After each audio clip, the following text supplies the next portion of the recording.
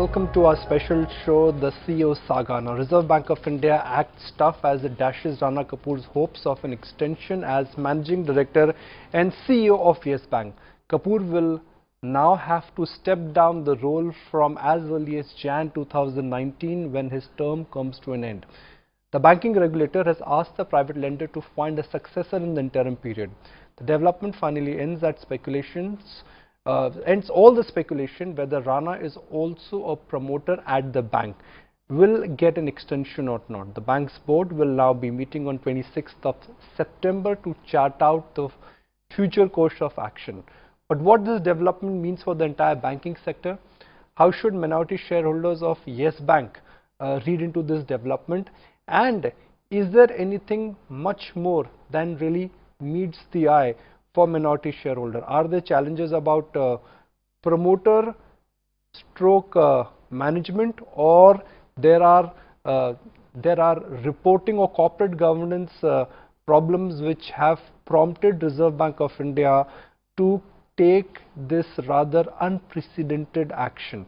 So we'll stay with this story. We'll dissect all the aspects which could have an impact on the stock when markets open tomorrow. But before I throw it open to our esteemed panel, let's connect with Poonam, and Poonam joins us with a street view as to what Rana's exit means for the future of Yes Bank. Well, the future of Yes Bank could be slightly shaky, at least in the near to medium term, Nikunj, because look at this, the stock of Yes Bank could come under considerable pressure in trade, because Rana Kapoor has been the key man who has been with Yes Bank since inception, and he played a very important role for the growth of Yes Bank. In fact, we also need to understand that yes, the stock could come under considerable pressure in trade. Brokerages have already cut the target multiples for Yes Bank and also cut the target prices. However, we also need to understand the reluctance of RBI. Why have they not really given the go-ahead to Rana Kapoor? I guess that would be very key to understand. Was it corporate governance issues, or as you cited, was it anything related to the promoter issues? If you look at one of the possible reasons, could be that Yes Bank did report the highest divergence versus the peers at slightly over 6,000 odd crore. There could also be a further possibility of further cleanup in Yes Bank, because if you look at the Q1 stressed asset, it is only 1.5%, and mind you, they have been growing really fast, anywhere over the 45% mark in terms of the loan growth. It may also become difficult for Yes Bank to raise capital in the very near to medium term, because they have the lowest tier 1 ratio at slightly around 9.5% versus the overall peers, and hence, if at all they are not able to raise capital in the near to medium term, growth could also take a setback for Yes Bank. The focus, of course, would be shifting in order who could be the next possible successor. Could it be an internal candidate or an external candidate? The board is again going to meet on 25th of September. We will get more clarity on that aspect. Of course, they do have a good second line of management there, but the presence of Rana Kapoor, of course, was fairly important. If you look at the various brokerages, yes, they have already cut the target prices and target multiple, and the stock will come under pressure. Okay, let's take that forward. L.T. Bushman, consulting editor with ET Now. She joins us live. We've got Sanjeev Bhasin, Executive Vice President. He represents India and Full-Line, giving him companies. Hemendra Zari, market expert. And in moments from now, we also will be joined by Himang Jani, Senior Vice President with Sher Khan. Metli, let me kickstart the discussion with you. Some may argue that this is an unprecedented move from Reserve Bank of India. The reason why it has been termed as unprecedented is that because in the past, they've always been very clear in their communication. First, they gave an extension to Rana Kapoor, but with no tenure, and now the tenure has been defined, and the tenure has been defined for not more than 6 months.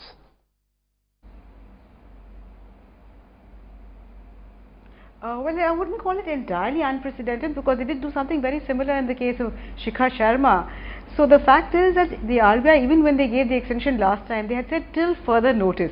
So to that extent, it's good that the uncertainty is ended, because now we know that effective 31st of January, Rana Kapoor will no longer be the CEO. So the uncertainty which markets dislike intensely, much more than anything else, that is ended. And as far as the RBI giving any reasons, you know, the regulator always appoints somebody whom they call fit and proper. Even in the matter of giving bank licenses, They go by the aspect of fit and proper, and they never elaborate what they mean by that. So while markets can speculate, people can speculate, one really will never know what was the reason why RBI took this step. Having said that, I think it's very important, particularly in the financial sector, to ensure that no CEO continues beyond, say, a maximum of 2 terms. We've seen the damage this can do in the case of ICICI Bank, Axis Bank, ILFS, about which there seems to be much less of a hue and cry, where we had, even today, banks which are relatively well run, HDFC Bank, we have CEOs continuing much past what they should continue. So I think it's good that the RBI has finally realized that this plays a very important role in capture of the board, possibly even regulatory capture.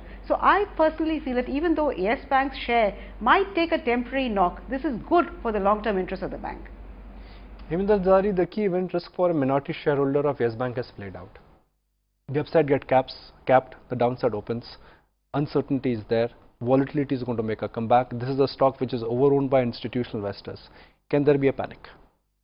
No, most definitely, because in the case of Yes Bank, the succession issue is even more complex and even more uncertain, and therefore even more risky. Because what has happened in the case of Yes Bank, because of the Bombay High Court judgment of 2015, it requires that a whole-time director has to be jointly recommended by both the Indian promoters. Now, the problem in Yes Bank has been that both the Indian promoters, which is Rana Kapoor and the successors of Ashok Kapoor, have not agreed on any major issue till now. So without that joint concession, without the joint recommendation, the only other option is either for the promoters individually to reduce their stake to below 10%, in which case they cease to be promoters, which again is a highly unlikely outcome, or third and the most likely outcome under these circumstances is whether the director, the CEO can be picked from within the current board of directors. Now, the problem with that is that the average age of the eligible candidates, they are all over 65, and the RBI retirement age for CEOs is 70. So even if you pick and select one of these, who mind you are all retired PSU bankers or IAS officers, you've got a very limited term. So therefore, what should the shareholders do? And that is why in this particular case, the succession issue is going to be far more uncertain, and therefore I see much further downside in the stock than what the other analysts have been looking at. Sanjeev Bhasin, the stock in because of this uncertainty and because of the event risk already has corrected. It was above 400, now it is trading below 350. So from a market standpoint, do you think the downside could be maximum 5%, if not 5, maybe 10, but not more than that?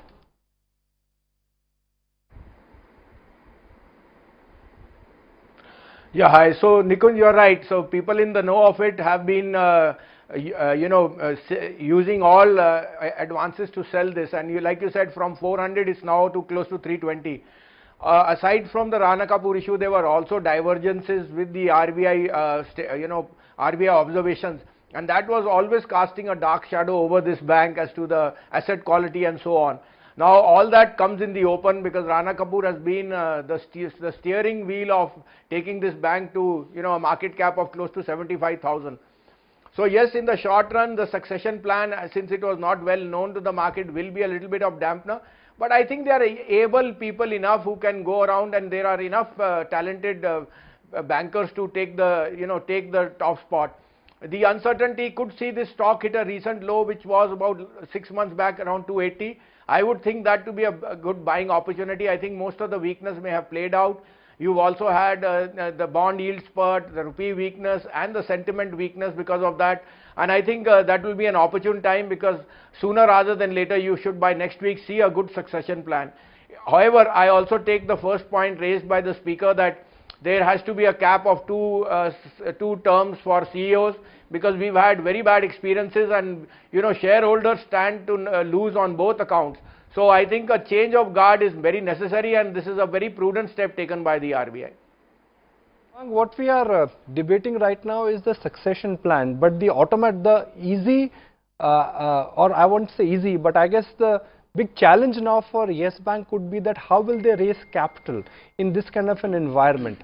Their capital adequacy ratio is not the strongest in the industry, and at a time when the cost of borrowing is going higher, Yes Bank may be in a spot of bother. Hemang. Yeah, good morning, Nikunj. I think this entire development is happening at a time when things are looking a bit tough for the banking sector as a whole because of the liquidity situation that we are undergoing and the way the 10-year bonds have gone up to almost about 8.10%. And remember that the Tier 1 capital adequacy for Yes Bank is a bit lower compared to some of the other private sector banks.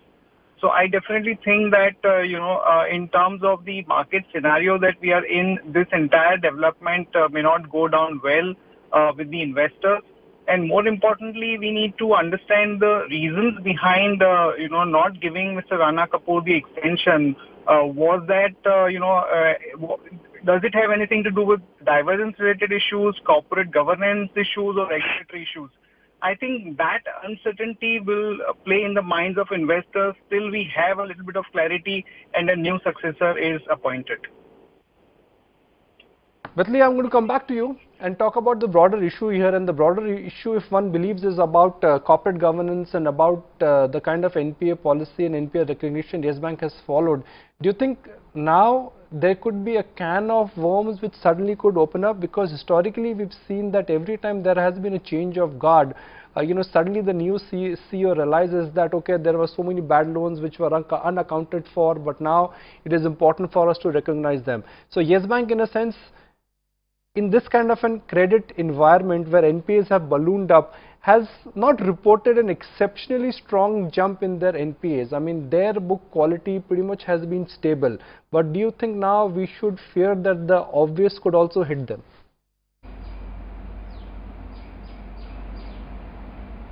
Well, in the past, that was a very strong possibility, which is why we did see a sharp increase in NPAs whenever a new CEO took over. But the fact is that post the RBI's AQR, and recently they have done a second round of reviews of the banks, there shouldn't be that much of a divergence. Yes, what is a performing and a non-performing asset? Despite all the guidelines that the RBI has laid down, there is an element of subjectivity. So you could see some increase in NPAs. Moreover, you must remember that every new CEO who comes would like to show the position before him as bad as possible and show himself as a knight in shining armor. So there is that slight tendency, but I do not expect very much of a sharp increase. But yes, the issue of succession planning is woefully missing in all the private sector banks. So much so that these banks are all identified with the existing CEO. They become the entire face of the bank, and that's not how it should be. Rana Kapoor, to his credit, has built up Yes Bank, and he should, if he has focused at all on institution building, there should be somebody from within the institution who is capable of leading the bank. But I think his time is done, and it's good if he steps down gracefully, because there are reports that he might like to continue either as a director or as a chairman, ex officio chairman. In fact, apparently according to the Articles of Association, Rana Kapoor cannot retire as a director. Now, I do not understand why the RBI allowed the Articles of Association with such a clause. How can anybody continue as a director for life without retiring? I think these are questions that we now need to address. It's a good opportunity that we have got, and we should set the system right once and for all. Succession planning. Are private banks, which are considered to be the holy saints of the Indian banking sector, do they have enough succession planning, and do they have enough talent within the bank in order to take things forward? And Hemendra Hazari, it comes back to that very basic point. The general view is that PSU banks are bad, private banks are saints. But time and again we've seen that the differentiation between what is good and bad has always lacked even with best of the private banks, whether it's Axis Bank, ICICI Bank, and now Yes Bank. Very true. Let's take HDFC Bank for example, which no one likes to talk about. No succession planning. When Paresh Suktankar abruptly resigns, they still have time. There was no replacement there was no succession planning in for Paresh Suktankar, who's a deputy managing director. Aditya Puri on record says that post was specifically created to reward Paresh Suktankar. Now, in an organization as big and as prestigious as HDFC Bank or any such organization, do you create posts at the top level in the number 2 position just to satisfy someone's ego and to reward that person, and then when that person term ends, you say no one will replace that? No, is it organizational structure has a particular design? You cannot treat it so lightly. And where is the succession planning now in HDFC Bank as well?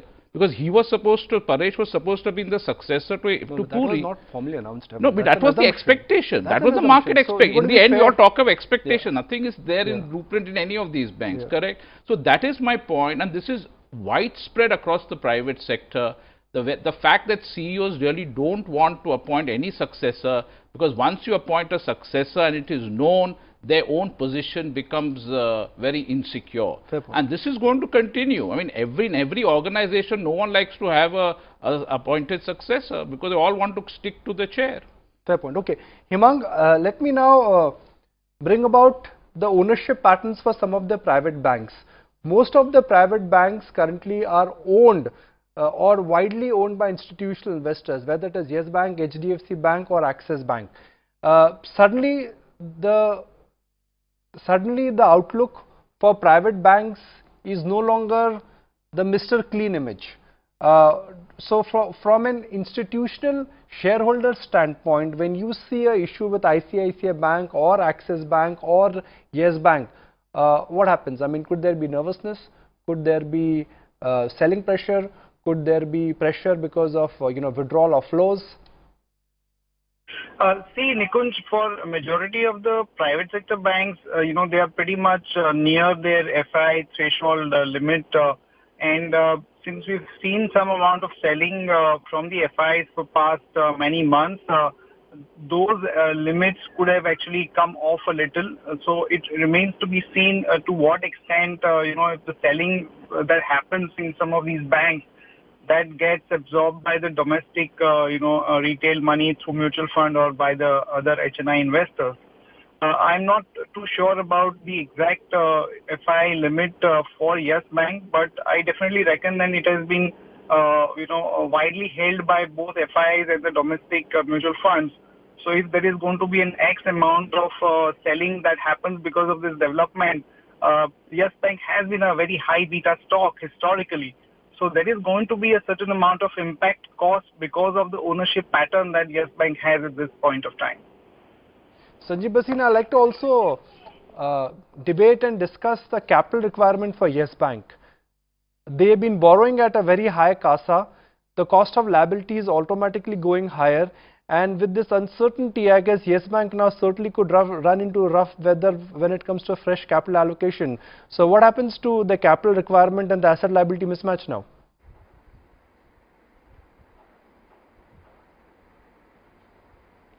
So yes, Nikunj, if you take a historical background, this stock is up almost 33-35 times from its listing in 2005. So it's been a huge wealth creator, and let's not make any bones about it. It was all at the back of Rana Kapoor's unprecedented rise. And I think the bank has grown enough in size now to have an able person to take over the chair. Let's not take everything, aside from the wheat and chaff. I think there will be an able successor, whether internally or externally. And secondly, raising of capital, even though at a slightly higher cost because of the yields, should not be a problem for a bank like Yes Bank, which has proved, and it has a tried and proven history behind it. So I think the uncertainty, again, like I said, when it comes to that threshold of 275, 280 on the stock price, would actually be a buying opportunity. It has been one of the better performing banks, and even though there have been doubts on the NPA and the capital adequacy, I think it will be able to weather this storm. Maithili, what should one realize, understand and conclude the three current nasty experiences at the top when it comes to the top three private banks, ICICI Bank, Yes Bank and Axis Bank?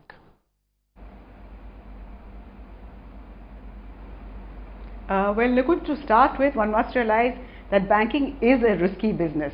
Whether you're going to invest in a bank or the bank itself is doing its business, both are risky businesses because they are affected not only by the internal operations of the bank but also hugely by what happens in the external environment. That is number one. Number two, there is no answer for good, effective regulation. And I must say, in this case, the Reserve Bank has been found wanting in the quality of its regulation. Whether it is a sharp increase in the NPAs, where the Reserve Bank, there is no reason why there was suddenly such a sharp increase in the case of banks which were being inspected, in the case of public sector banks where an RBI nominee sat on the boards. So there is absolutely no reason why the Reserve Bank allowed the CEOs to continue for so long. So there is a complete, blank over there. So there is no alternative for good and effective regulation.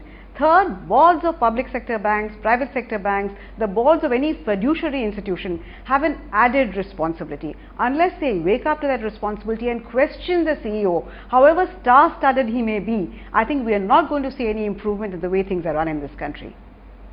Okay. Closing comments, Hemang Jani, and then we'll wrap the show. Good news and good prices, they rarely come together. For shareholders of Yes Bank, the news is not good. At what level you think prices will become good? I think, Nikunj, the stock has already corrected quite a bit in the last few weeks because of this uncertainty. But this entire development, I think, as an investor or as a research analyst, it would be absolutely pertinent to note what are the reasons behind, not giving extension to Mr. Rana Kapoor, because just because the stock has corrected and if one starts taking a view that, eventually things will be sorted out. And if there is a, increased negative news flow over the next few weeks, it can actually derate the bank further. And we have to remember that the entire sentiment towards banking sector has been weak, and we expect that that weak sentiment will continue in the near term. So I would definitely not be in a hurry to buy, Yes Bank, even if it corrects, let's say, another 5 to 7%. I think we should let the clarity emerge and then take a call on investment as far as Yes Bank is concerned. Let the last word be yours. There's a board meeting on 25th. Hopefully, we could hear some indication on the successor. If a successor plan is in place, and if markets are convinced that that is a good plan, will the stock bottom out then? Yes, in my view, it will bottom out. But the problem is this, that if Rana Kapoor stays on the board, which is the way the articles are so designed, then there's every possibility that he will manage the CEO, and therefore he is the real CEO. So we really don't know. If, however, you get a genuinely new CEO without any puppet strings attached to that individual, and if lot of dirt is unearthed in the bank, because now we don't know, because even when I looked at FY18 numbers, I saw that Reliance Naval, for example, was not an NPA. So it casted doubts for me, at least on FY18 numbers as well. Now, if there's a lot more of this muck which comes out, then to even I would say then you have to stay away. But that, I think that's a call we have to take. All right, before we wrap, my take is very simple. The key event risk for Yes Bank shareholders has been played out. The fact that Rana Kapoor has not got extension beyond January 2019, it clearly means that in the short term, that's bad news for minority shareholders. Apart from the challenge of who's going to be succeeding Mr. Kapoor, the challenge is that in this kind of an environment, will Yes Bank be able to raise capital, because currently their capital adequacy ratios are not the strongest in industry. B, the stock is still trading at a premium to other players. The price to book for Yes Bank is nearing 3. There is a serious case that there could be a price to book compression for Yes Bank, and that could be a medium term compression for 6 to 18 months, which means that the stock is capable of A, going down because of price to book compression, and B, it could also go down because it's a stock which is owned largely by institutional investors. So tomorrow morning when the stock opens, I guess you could brace yourself for some nervousness, lot of downside. The selling could happen in the F&O market, the selling could happen in the cash market, but it would be very difficult for us to sugarcoat that where the stock is headed in the short term. Key event risk has been played out. Even though the stock has fallen from levels of 400 to sub 320, I guess the downside for the stock in the near term remains highly open. That's it on this special show. Thank you for tuning in, and thank you for watching ET Now.